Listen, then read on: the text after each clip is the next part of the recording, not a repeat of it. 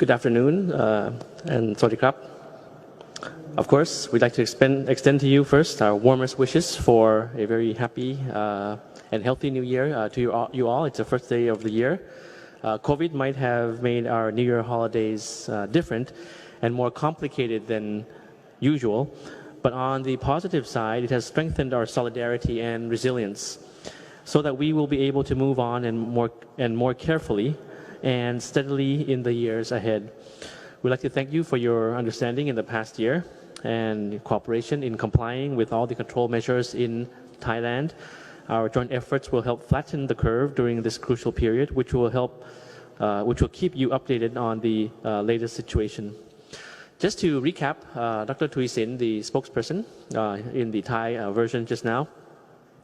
Of course, we all wanted to start off by saying good things in the first day of this year. It's an auspicious occasion, and usually Thai people say good things, of course, when there is an occasion, an important occasion, the first day of the year, housewarming and things like that.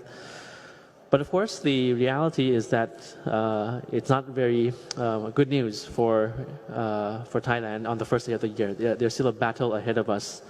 Because the graph that the spokesperson had displayed earlier, just now, sort of like has a spike in the numbers. The graph is moving up in terms of the number of persons infected in Thailand. And I'll go into that. We'll be having a slide coming up for you on the number, statistics of persons affected in Thailand today, on the 1st of January. For today, we have 279 new confirmed cases.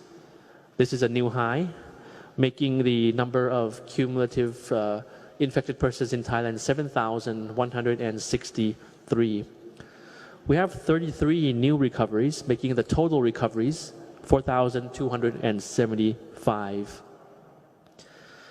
And it's of our utmost sorrow to say that we have 2 new fatalities from this COVID battle of ours, making the accumulated total of fatalities in Thailand now standing at 63.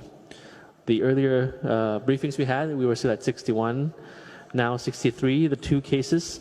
One case being a Thai national, aged 44, who visited a bar or a pub in Bangkok and had symptoms of a fever and difficulty in breathing. And he sadly passed away on the 31st of December.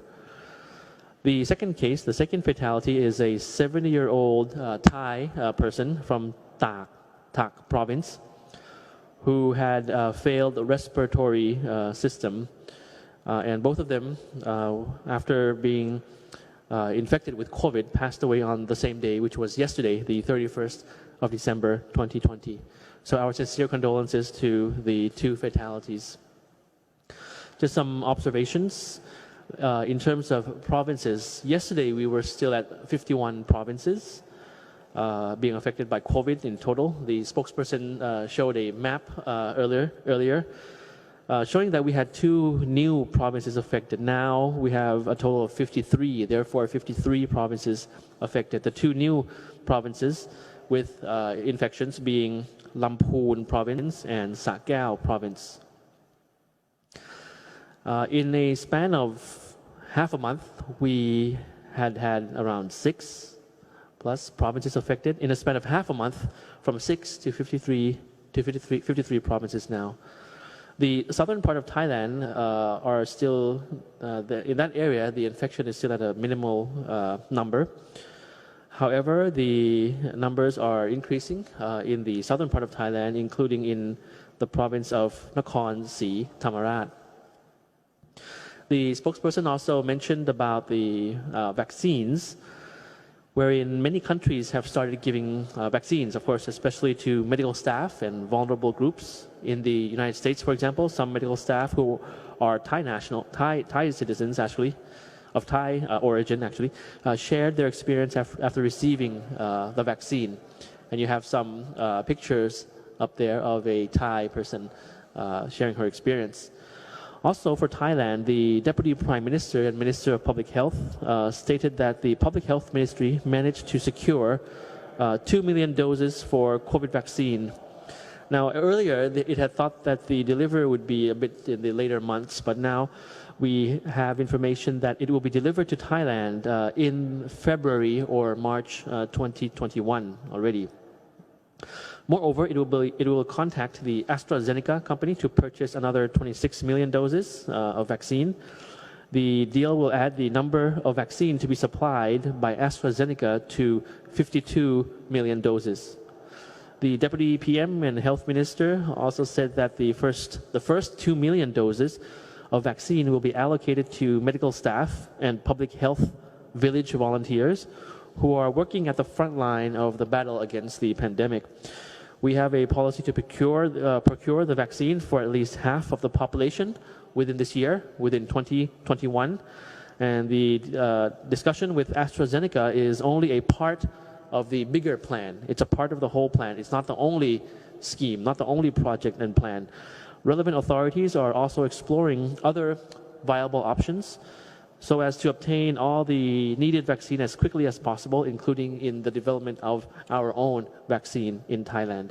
And during this time, private hospitals can import COVID-19 vaccine to provide vaccination, but it has to be approved by the Food and Drug Administration or FDA board of Thailand prior. Just one piece of information that might be useful to the English language audience viewing in Thailand and around the world on our social media. The compensation for employees with Social Security. The Social Security Office will compensate employees who are forced to stop working due to COVID at 50% of their daily wages for a maximum of 90 days. This compensation is available to employees under the Social Security scheme, both Thai and foreigners, who cannot work because they have to self-quarantine or because their employer has to suspend operations due to a government order affecting their locality or province. So this newly announced regulation, these regulations will also reduce the monthly contributions of the Social Security Fund made by employers and employees from 5% to 3% for the month of January to March 2021 to help alleviate their financial burden during this outbreak. Just some additional information that the spokesperson addressed and some questions posed.